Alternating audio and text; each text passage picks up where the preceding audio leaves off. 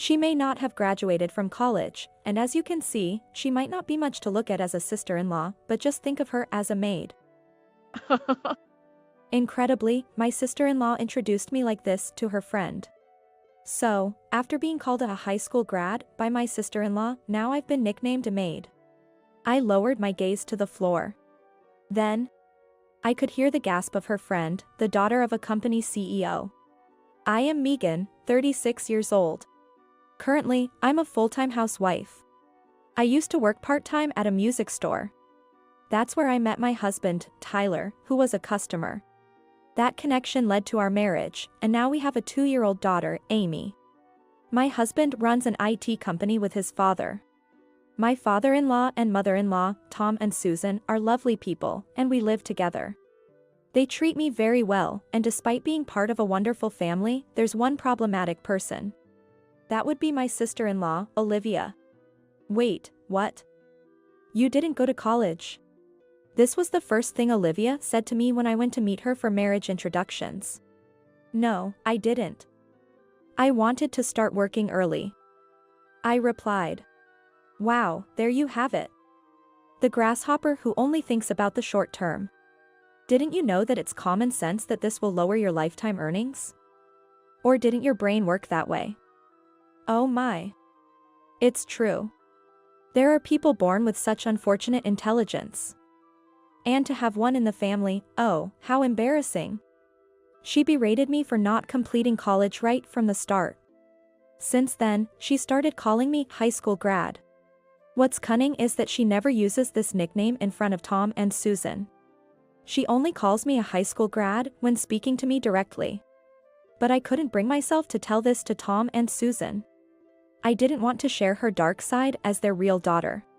As for the background of Olivia, who berates me, she graduated from the prestigious Harrison Women's Academy University.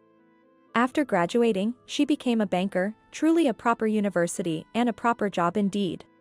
From my perspective, having graduated from a proper university and having a proper job, I can't even begin to comprehend your life or your thoughts about it, she would criticize me.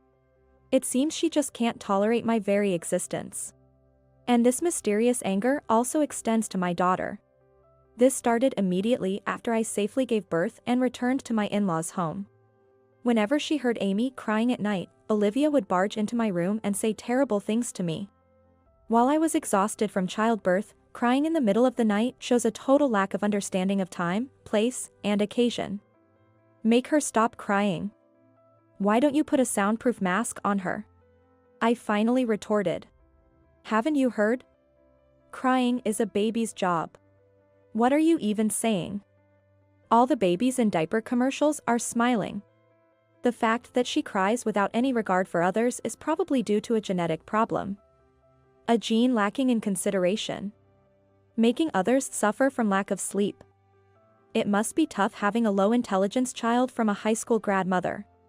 Even after Amy was weaned, it was the same. If she fussed about wanting a specific thing, it's so annoying. The demands of a low-intelligence child from a high school grad are just so trivial. She wants to wear only red clothes. What is that? Are you Red Riding Hood or something? It's unbearably noisy. She might as well be eaten by a wolf. Can you believe she said this about her own niece? It's strange that her examples always come from old tales. She didn't stop there. Can't you keep your high school grad brain to yourself? What if it's contagious, she would say, and then, despite it being winter, she'd fling open the windows. To her, high school grad has become a virus. Olivia, who torments me daily using a high school grad as an excuse, decided to invite a friend over one Sunday. I've invited the daughter of the CEO of Ford Refrigeration, a company listed on the New York Stock Exchange, she boasted since the morning. After belittling me endlessly with comments like, someone like you, a mere high school grad, wouldn't have a chance to meet a CEO's daughter. Right? The best you could hope for is knowing a CD vendor. Hilarious, Olivia then said, well, even a high school grad should thoroughly understand her place. I'll introduce you to the CEO's daughter. At least serve some tea, high school grad. For her, having a CEO's daughter as a friend was a direct source of pride. I thought she was the same as ever, but I also thought this might turn out to be interesting. And that afternoon, the CEO's daughter arrived. I only heard greetings at the entrance and then she seemed to head straight to Olivia's room. When I went to another room to get tea and passed by the entrance, I caught a whiff of what must have been her floral perfume. I prepared tea and placed some cookies on a plate, then knocked on the door of Olivia's room, where the two of them were. "Come in," came Olivia's emotionless voice. I announced, "I've brought some tea," as I set down the tea and cookies on the table. While doing so, I could sense Emily, the CEO's daughter, smiling in acknowledgement. Similarly, I could feel Olivia sitting back arrogantly, watching every move of mine with disdain. Then she said, to the CEO's daughter, "You thought she was just a maid, didn't you? This woman. Actually, she's my sister-in-law." Well, I really hesitate to even call her that and honestly don't want to think of her as family. Sorry for the unpleasant sight. She hasn't graduated from college, as you can see, an unsightly sister-in-law, but just think of her as a maid. As she made an introduction that wasn't quite an introduction. After high school grad, now I'm a maid. How she looks down on me. But, I raised my face. And then I said to the CEO's daughter, "Emily, it's been a while." "What?" "Megan." The CEO's daughter, Emily, was surprised and confirmed my name. This was bound to happen. Olivia's voice flipped. "You know each other." Emily responded to her. "Know each other? She's my benefactor." The CEO's daughter, Emily. I nodded in affirmation and then told Olivia. I thought it might be her when I heard Ford refrigeration. So, I came to serve tea as told, thinking of showing your true colors to Emily. An important acquaintance of mine. But really, it's been so long.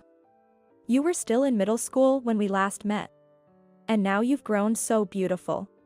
Emily looked at me nostalgically and her cheeks flushed pink, but then her face turned pale. You said, this woman, my benefactor. A maid.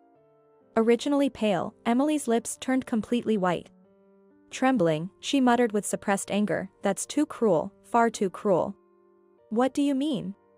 Those trembling lips then directed a question at Olivia. "You're mistaken, right? Emily. This person is just a high school grad. It's strange enough that you know her. Let alone her being your benefactor." With a strained smile, Olivia screamed. It seemed as if she was desperately trying to salvage the situation but ended up pushing some strange switch in her mind. The next words were even more disparaging of me. This woman is really brainless. Because she's just a high school grad. Even her child cries all the time. Perhaps regaining her composure, Emily then asked. "Wait, the child I saw in the hallway earlier with a stuffed toy. Isn't it normal for a child that age to cry? You were the same. Weren't you? And you're saying all these terrible things just because Megan is a high school grad?" After saying this, Emily took a deep breath. "The reason I'm working in a job where I use French now is all thanks to this teacher." "What?" Olivia's eyes widened in disbelief. "What? Impossible. There's no way this a high school grad and you have anything in common. This woman. She's just a former music store part-timer. You look down on her just because of those two things? Her job and being a high school grad?" Emily's voice was cold. "Wow." Olivia let out a sound like a squashed frog. "You don't know anything about her though she's family of yours. This person, she has so much more to her." "Emily, what are you talking about? A high school grad's life is just high school graduation, right? Anything after that is just music store clerk, right?" At this point, I, the topic of their conversation, understood best that their conversation was not aligning. I steeled myself. I took a breath, and then I addressed Emily. "It's been a while, how have you been?" I asked Emily in French. She smiled brightly. "Indeed, it's such a delight to see you here." After that, Emily and I continued our conversation in French for about 20 minutes. During this time, Olivia didn't interject. She just kept repeating incoherent sounds like eh, as if they were her only contributions.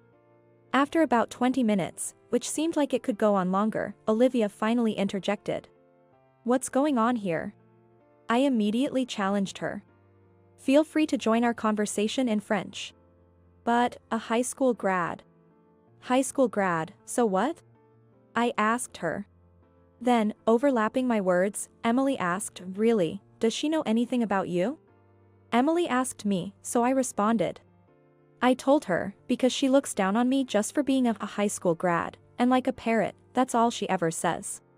Emily then said with a shake of her head, "Unbelievable," and declared to Olivia, "This woman is my father's benefactor. I won't allow her to be called just high school grad anymore." Addressing Olivia, who was stunned, Emily said, "It's a story that warms my heart every time I hear it," and began to tell the story of her father and me. My father, when he was in his 30s and already a father, went to France as the son of a company president, staking the future of the company. But back then, even though he's now a dignified figure, he struggled with speaking French.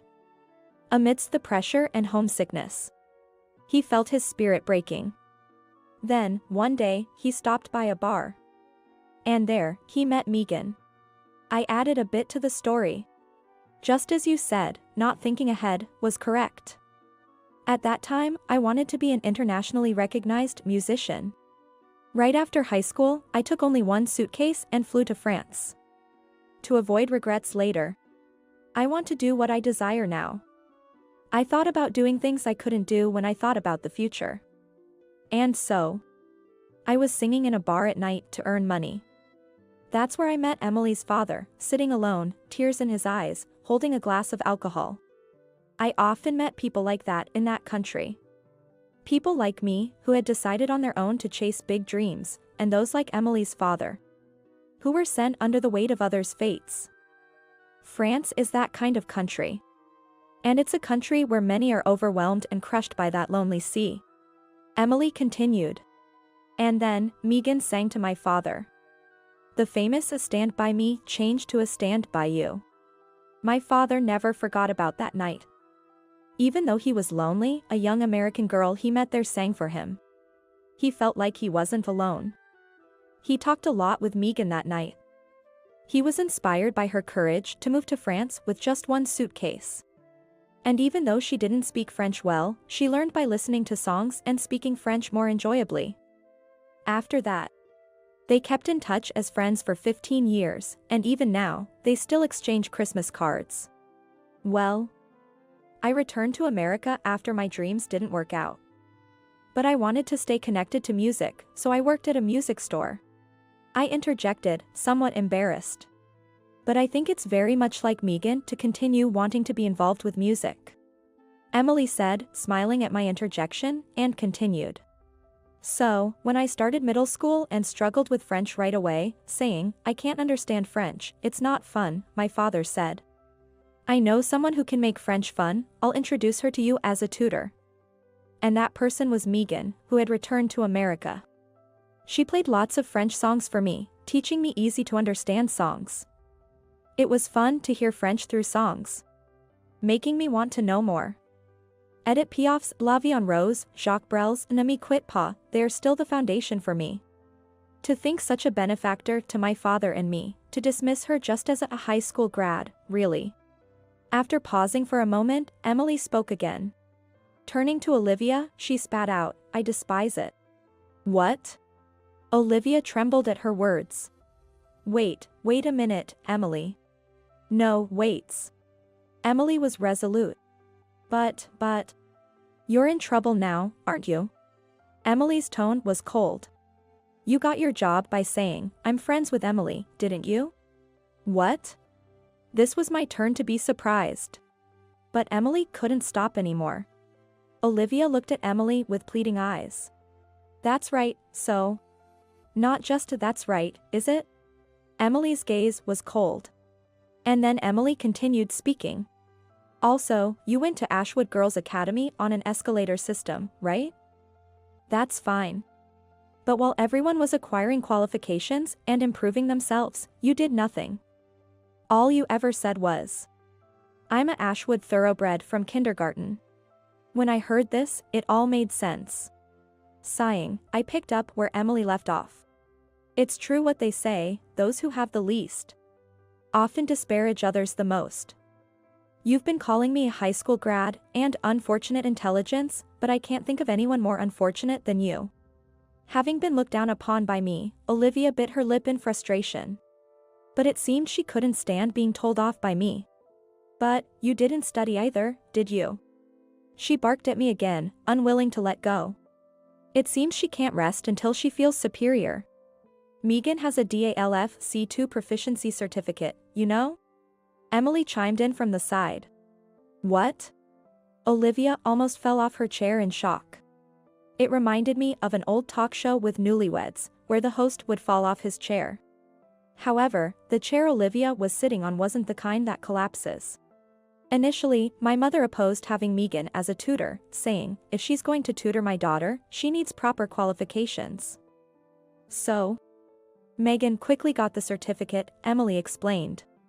Well, I mean, since I was already conversing locally, it's not something I can boast about having achieved, I said, scratching my head. Emily then told me, it's an amazing accomplishment, before turning to Olivia, who was slumped on the floor. Megan actually acquired it. It's wrong for a have-not to mock and belittle others as uneducated. It was the happiest thing to reunite with my teacher, Emily continued. Then she started getting ready to leave. Our connection ends here. I'll be telling my father about what happened today. Olivia crawled up from the floor and slinked over to Emily's knees. Wait, Emily, that's... Emily shook her off. Sorry, but I no longer have any obligation to stay silent. You'll enjoy the boomerang effect when this story reaches the bank branch manager too. Tyler rushed up the stairs, knocking on the door, alarmed by the noise. What happened? Did something break? I opened the door. He entered but was speechless at the sight of Olivia crawling on the floor. What are you doing? He asked in disbelief. Tyler, speechless at the scene, asked a question. At this point, there was no use in hiding anything anymore. I told him about being treated as a high school grad, the subsequent bullying of my daughter, and how everything came to light with the arrival of Emily, my former student and the CEO's daughter. Tyler was silent throughout, then said, crying is normal for children, echoing Emily's sentiment. I fell in love with Megan for her vast knowledge gained from living abroad. Haven't you ever talked to her? You'd realize her wisdom if you had a slight conversation. To look down on her as just a high school grad and miss out on her intelligence. That's truly pitiful. Wisdom in people isn't always measured by test scores.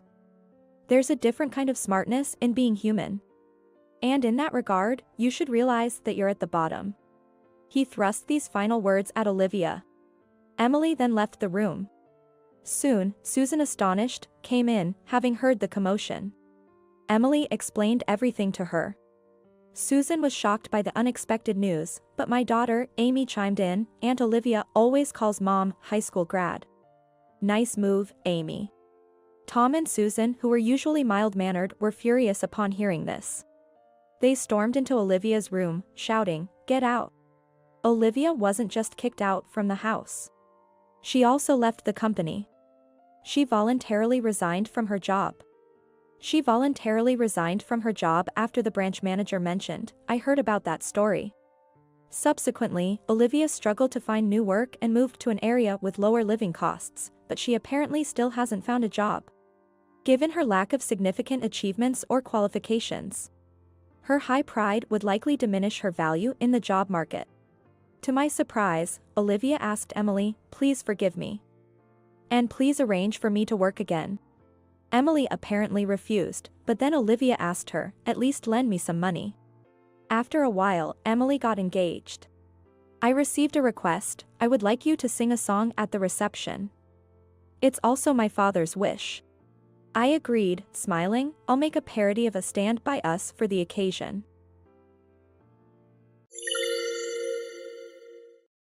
My name is Linda. I'm a 44-year-old company employee. Currently, I live with my husband, George, and my mother-in-law. Every day, I was feeling frustrated with my mother-in-law, who would dump all the housework on me and criticize me. and that she clearly favored her daughter's family over ours. Her daughter, Anna, was really getting on my nerves, as she would have a smug look on her face, as if to say, "Aren't you jealous?" If it weren't for George, I might have run away from home a long time ago. I often wondered how much longer I had to put up with it. I felt sudden emptiness one weekend. "You ate the cake I bought yesterday without even asking me. That's called stealing, and you should be ashamed of yourself." My mother-in-law yelled at me in a rage while I was watching TV in the living room. I was stunned, not because I remembered doing it, but because I didn't eat her cake. "You mean the chocolate cake, right? Didn't you eat it this morning?" "What? You said it was from a famous cake shop, only limited quantity available, and that there was none left for me. You were enjoying it, weren't you?" I was skeptical about her poor excuse for the accusation. "I don't like chocolate. And I don't eat sweets, to begin with. That can't be possible. I didn't eat it." "You're lying." She exploded in anger. I didn't realize it at that time, but that day marked the beginning of her increasingly strange behavior.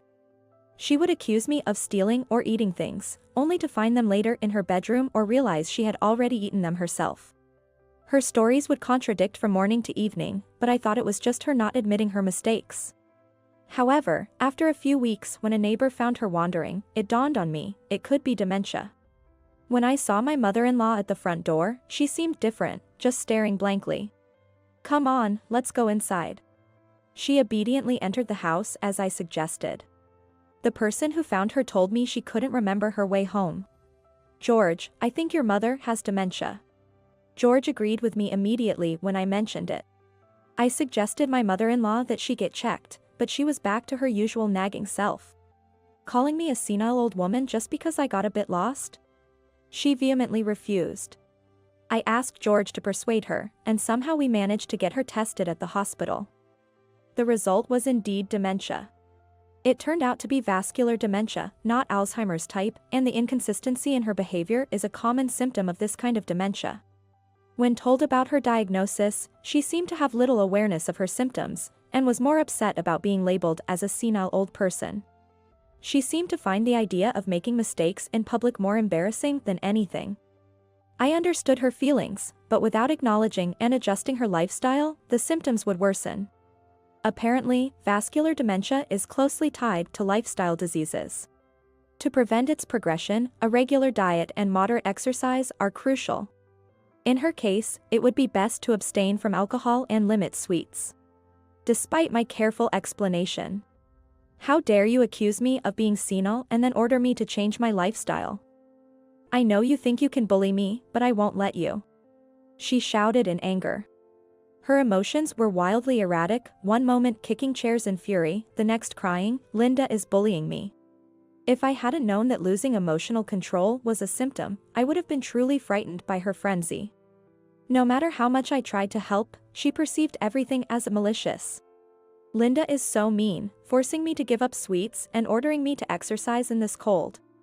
Anna, my sister-in-law, always indulged her. "Just ignore those mean people. You'll only stress yourself out, which isn't good for your health. Doesn't Linda understand that?" she said, smirking, and I felt a sudden surge of anger. Since her children were grown and left home, Anna was a stay-at-home wife with plenty of free time, unlike me, who had to work. No matter how much I paid attention to my mother-in-law's diet, it was pointless because Anna would always show up to spoil her. The symptoms mostly appeared in the evening. And it was always me who had to deal with her tantrums and groundless accusations due to forgetfulness. Honestly, my frustration and fatigue had reached their limits. If only Anna would stop pampering her.